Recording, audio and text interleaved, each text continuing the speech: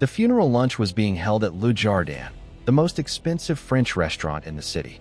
It was Grandpa Arthur's favorite place, though he usually only ordered the onion soup.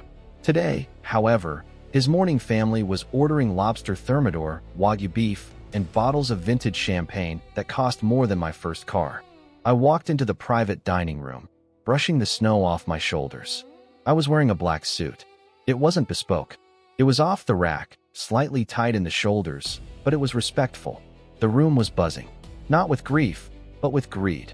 I could hear the distinct sound of laughter, clinking glasses, and the rustle of silk. My Aunt Patricia was holding court at the head of the long banquet table. She was wearing a black veil that looked like a costume piece from a soap opera. Next to her sat her son, Bryce, who was already loosening his tie and signaling the waiter for another round.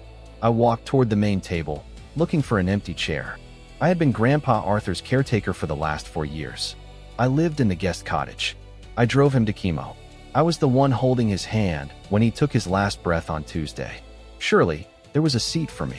"Mason," Aunt Patricia called out, her voice shrill enough to cut through the chatter. She didn't smile.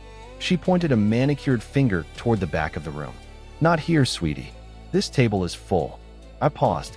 There were 2 empty chairs right next to Bryce. "There are 2 seats right there, Aunt Patricia," I said softly. "Reserved," she snapped, "for the executor's legal team.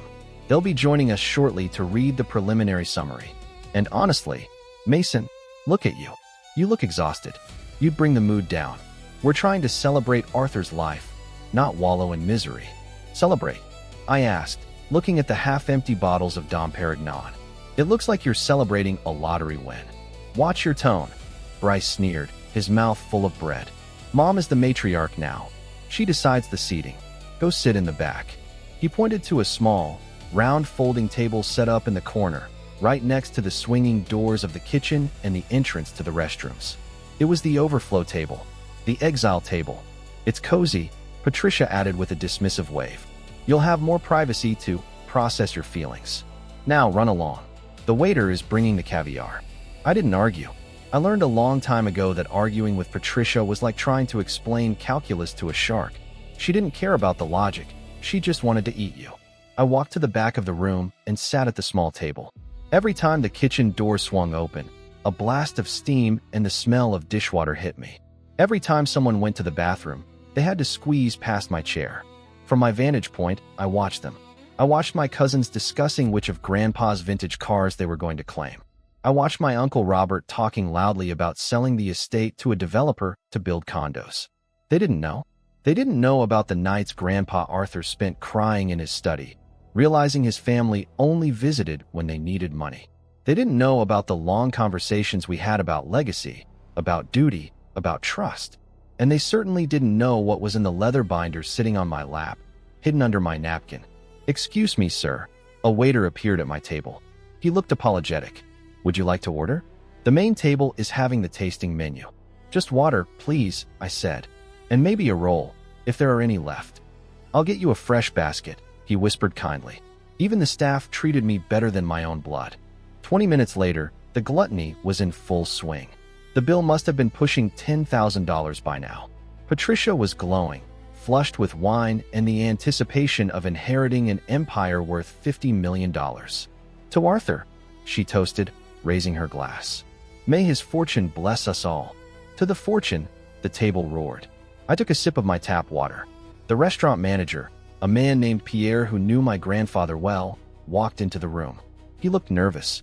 He was holding a black leather bill folder. He approached Patricia. "Madam," Pierre said softly, "I apologize for the interruption, but per restaurant policy on large parties, we require payment authorization before the dessert course." "Oh, Pierre, don't be silly," Patricia laughed, waving her hand dismissively. "Put it on Arthur's black card. The estate covers the funeral expenses." She reached into her purse and pulled out a heavy, black titanium American Express card. It was Grandpa's card. She must have taken it from his wallet before the coroner even arrived. "Here," she said, tossing it onto the silver tray. "And add a 20% tip. We're feeling generous." Pierre took the card. He bowed and walked to the terminal station near the bar, which happened to be right next to my table in the back. I watched him swipe the card. Beep. He frowned.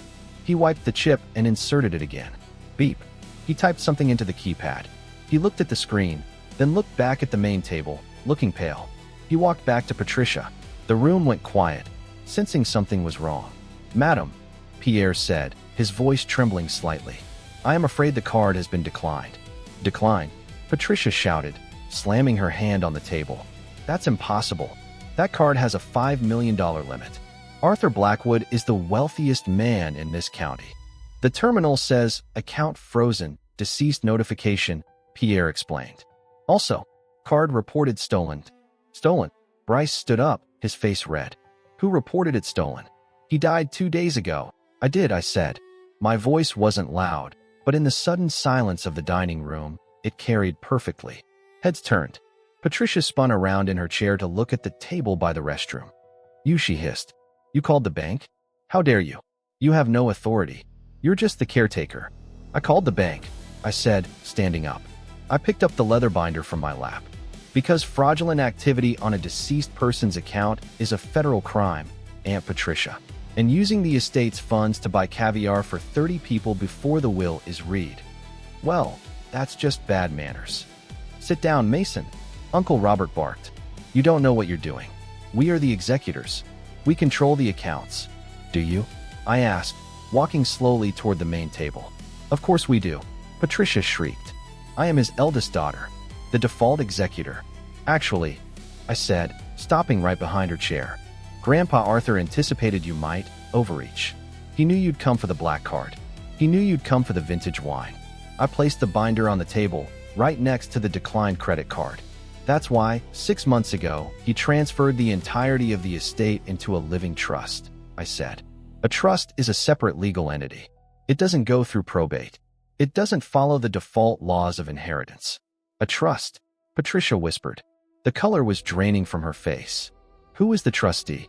Who controls it?" I opened the binder. The first page was a notarized document featuring my grandfather's shaky but distinct signature. "I am the trustee," I said, "and I am the sole controller of the Blackwood estate." I looked at Pierre, the manager. "Pierre," I said. "Yes, Monsieur Mason?" Pierre replied, straightening up. "The estate does not authorize this lunch," I announced. "This is a personal gathering. You'll need to collect payment from the individuals at the table."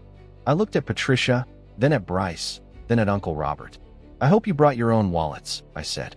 "Because the lobster looks expensive. You want us to pay?" Aunt Patricia laughed, a shrill, hysterical sound that made the other diners turn and stare. "Mason, stop playing games. This bill is over $8,000. I don't carry that kind of cash. I am mourning my father."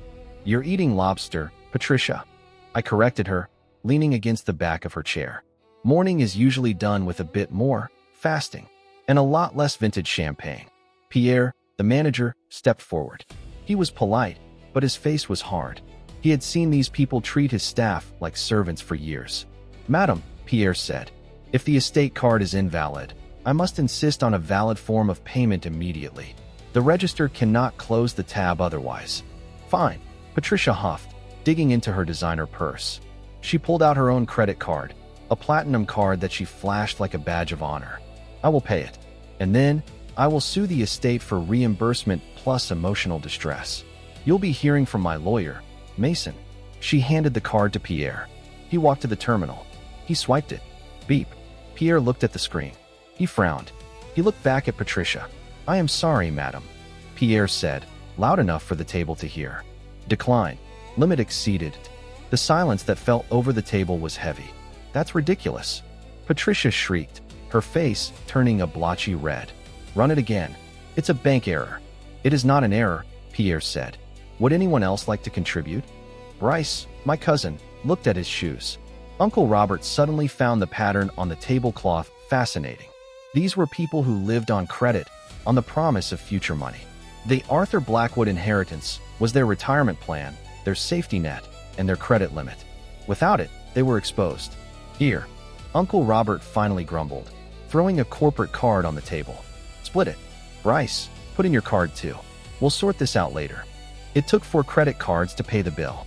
One of them was declined twice before going through. It was a humiliating spectacle of financial juggling performed by people wearing $5,000 outfits. When the waiter finally brought the receipt, Patricia snatched it, glaring at me. "This is war, Mason," she hissed. "You think because you have a binder you can cut us off? I am calling the family attorney right now. Mr. Sterling will fix this." "Mr. Sterling is the one who drafted this," I said, tapping the leather binder. "But go ahead. Call him. He's expecting you." "I want to see the document," Robert demanded, standing up and reaching for the binder. "Give it to me." "Sit down, Robert," I said. I didn't raise my voice, but I didn't flinch. "I'll read it to you. That way, there's no confusion." I opened the binder to the section labeled Beneficiary Distribution. Grandpa Arthur was very specific. I began. He spent the last 6 months rewriting this while I sat by his bed. He watched who visited. He watched who called. And he watched who only showed up when they needed a check. I looked at Patricia. "To my daughter, Patricia," I read, "who has not visited me on a Sunday in 4 years because she was too busy with her social calendar." Patricia gasped. "He wrote that. I leave the contents of my wine cellar." Patricia's eyes lit up. "The cellar? That's worth millions. There are bottles of 1945 Romanicani down there." "Correction," I said, flipping a page. "He leaves the contents of the cellar as of the date of his death. However, Arthur drank the good wine, Patricia. He and I drank it together. Every night for the last year. We toasted to his life. The cellar currently contains empty bottles and a few cases of vinegar." You drank it?" She looked like she was going to be sick. "He enjoyed it," I said.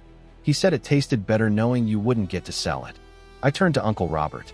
"To my son, Robert," I read, "who suggested putting me in a state-run nursing home to save the estate capital." Robert turned pale.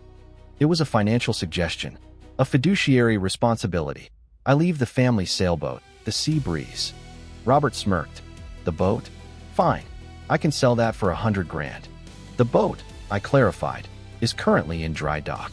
It has dry rot in the hull and owes $40,000 in unpaid marina fees. The title transfer comes with the debt. Congratulations, Uncle Robert. You own a hole in the water." "I don't want it," Robert shouted. "I refuse the bequest." "Then it goes to the state for scrap," I said calmly. "Next, to my grandson, Bryce." Bryce looked up, hopeful. "Yeah? What did the old man leave me? The cars? The Porsche?" "To Bryce," I read, "who asked me for a loan to start a crypto hedge fund and then lost it all in a week." Bryce shrank in his chair. "I leave a voucher for a financial literacy course at the local community college. Paid in full." Bryce slammed his fist on the table. "This is a joke. He's mocking us from the grave. He's teaching you," I said. "He wanted you to learn the value of $1. Something you never did while he was alive." "What about the money?" Patricia screamed, standing up. "The 50 million. The portfolio. The stocks. You can't drink stocks, Mason. Where is the bulk of the estate?" I closed the binder. I looked at them.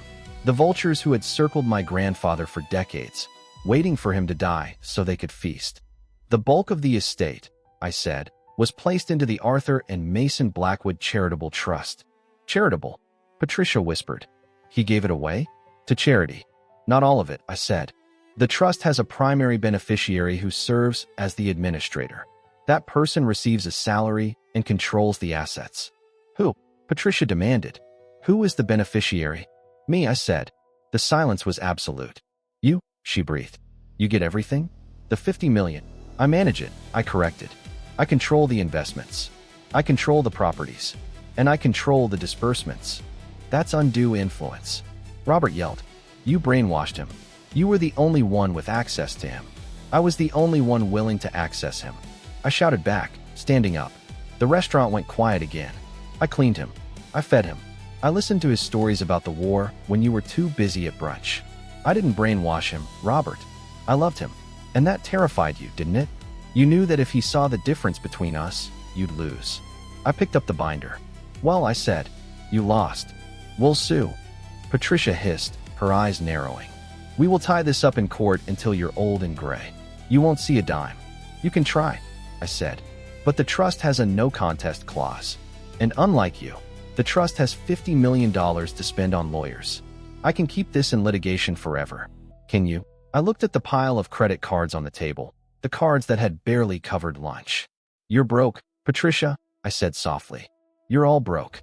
You've been spending money you didn't have, waiting for a payday that just got canceled. I looked at Pierre. Pierre, thank you for the water. The service was excellent. I dropped $100 bill on my small folding table in the back. Keep the change. I started to walk out. Wait. Bryce called out. He sounded desperate. Mason, wait. Look, we're family.